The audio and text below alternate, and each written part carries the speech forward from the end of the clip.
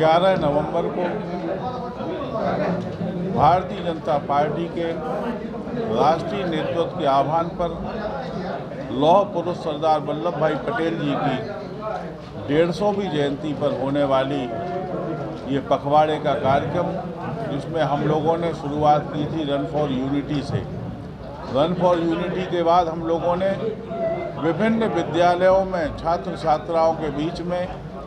निबंध, लेखन, वाद विवाद, रंगोली, चित्रकला के माध्यम से सरदार पटेल जी के जीवन चरित्र पर विद्यालयों में चर्चा करवाई।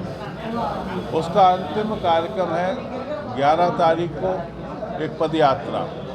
यह पदयात्रा प्रेमनगर थाने के बगल में जुगनू विवाह घर से प्रारंभ होकर के गढ़िया फाटक,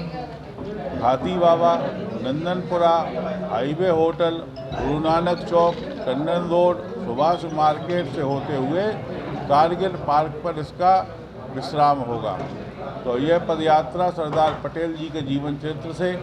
संपूर्ण समाज परिचित हो पाए, उनके दिए हुए योगदान को, अखंड भारत की स्थापना में भारत माता के चित्र को गढ़ने वाले, जिसको आज हम लोग मानचित्र के रूप में भारत का देखते हैं, वह यदि किसी ने तैयार किया था तो श्रेष्ठ व्यक्ति का नाम था, उस महापुरुष का नाम था सरदार वल्लभ भाई पटेल, जिन्होंने भारत में 565 के आसपास रियासतों का विलय करवाते हुए अखंड भारत की स्थापना में अपने योगदान को दिया था, अखंड भारत के निर्माण किया था। उन पटेल साहब को हम लोग कल पुण्य स्मरण अपनी पदयात्रा के माध्यम से,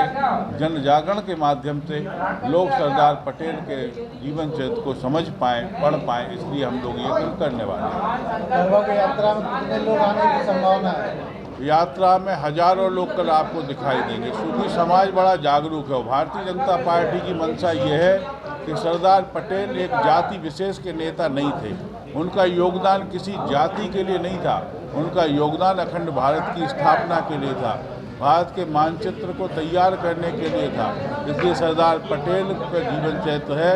और उनके प्रति सद्भावना है, उनके प्रति हम लोग का जो प्रेम और समर्पण है, वो भारत में रहने वाले जाति, पंथ, मत, मजहब, भाषा से ऊपर उठ करके प्रत्येक भारतवासी उनके जीवन चरित्र को समझे और सरदार पटेल देश के जननायक थे, ऐसा लोगों के मन तक हम अपनी बात पहुंचाना चाहते हैं।